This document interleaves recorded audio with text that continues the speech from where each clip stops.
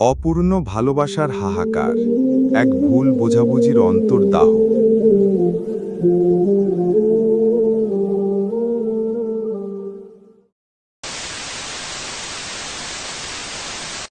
শহরের কোলাহলপূর্ণ স্কুল প্রাঙ্গণ, যেখানে তারুণ্যের উচ্ছ্বাস আর স্বপ্নের আনাগোনা।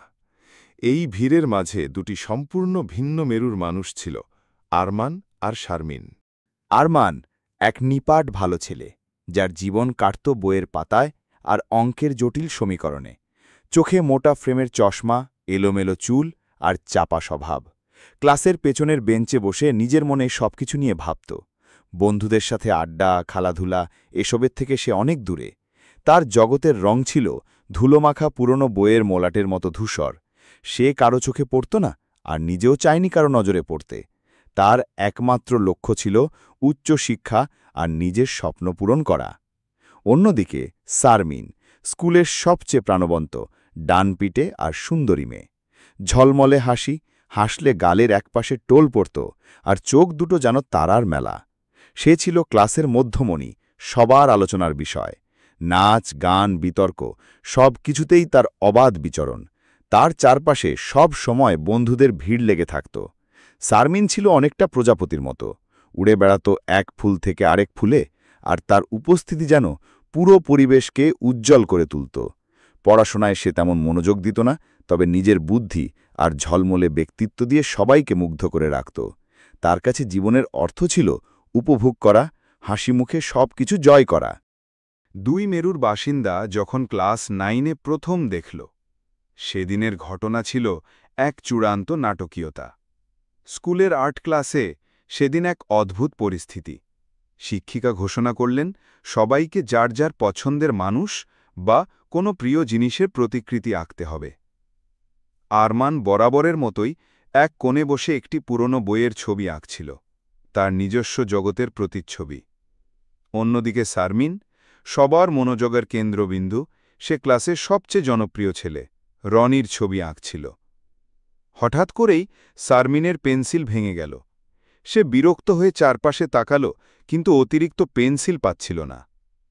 তার চোখে পড়ল আরমানকে, যে চুপচাপ নিজের কাজ করে যাচ্ছে। শারমিন বিরক্তি নিয়ে আরমানের দিকে এগিয়ে গেল। এই, তোর কাছে এক্সট্রা পেন্সিল আছে? তার কণ্ঠস্বরে ছিল কর্তৃত্ব আর সামান্য অবজ্ঞা।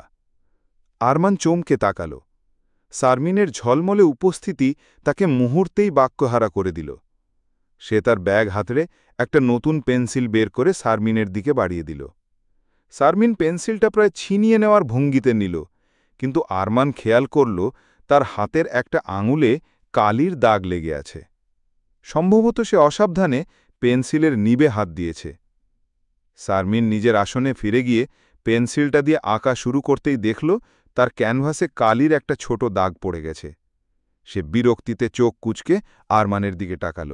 ছি, তোর পেন্সিলে কালি লাগানো ছিল, আমার পুরো ড্রয়িং নষ্ট হয়ে গেল। আরমান লজ্জিত হয়ে মাথা নিচু করল।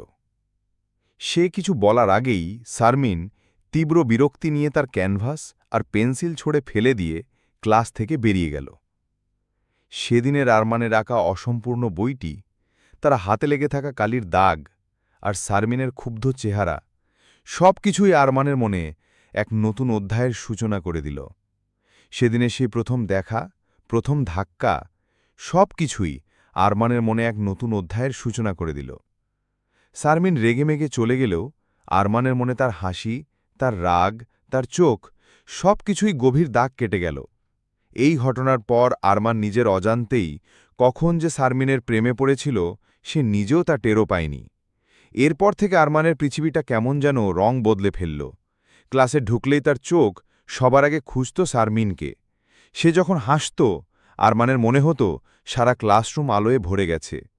শারমিন যখন কথা বলত, আরমান মন্ত্রমুগ্ধের মতো শুনত, যেন প্রতিটি শব্দ তার কানে অমৃতের মতো লাগছে।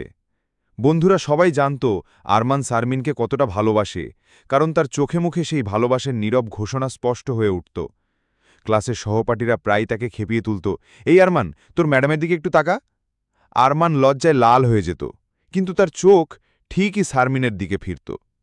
কেবল শারমিনই জানত না, অথবা হয়তো জানত কিন্তু গুরুত্ব দিত না, কারণ তার চোখে আরমান ছিল কেবলই একজন সহপাঠী, ক্লাসে সেই শান্ত ছেলেটা যে সবসময় পেছনের বেঞ্চে বসে অঙ্ক কষত আর বই পড়ত, আর মাঝে মাঝে একটু অদ্ভুত কাণ্ড করত।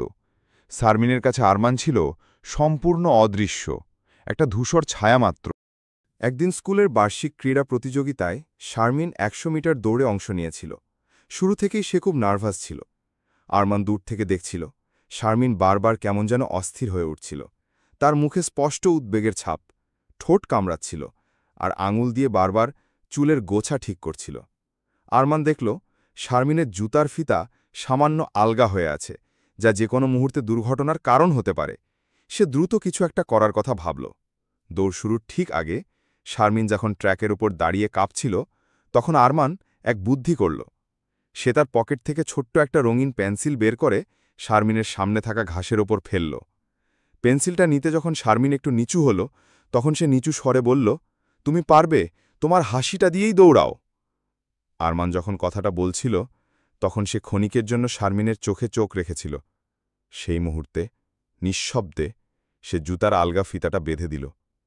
শারমিন অবাক হয়ে আরমানের দিকে তাকাল। আরমানের চোখে সে দেখল এক অকৃত্রিম বিশ্বাস, যা তার স্নায়ুকে শান্ত করে দিল। সে জুতার ফিতার দিকে খেয়ালই করেনি, শুধু আরমানের কথা আর চোখের গভীরে লুকিয়ে থাকা উৎসাহটাই তার মনে গেঁথে রইল। সেই পেন্সিলটা ছিল আরমানের সবচেয়ে প্রিয়, কিন্তু শারমিনের মুখে হাসি ফোটাতে সেই মুহূর্তে সব বিলিয়ে দিতে পারত। সেদিন শারমিন ঠিকই প্রথম হয়েছিল।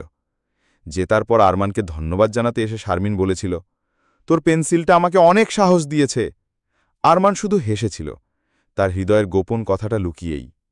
শারমিন জানত না, শুধু পেন্সিল নয়, আরমানের নীরব যত্ন আর সেই মুহূর্তে বেঁধে দেওয়া জুতার ফিতাটাই তাকে এক বড় বিপদ থেকে বাঁচিয়েছিল।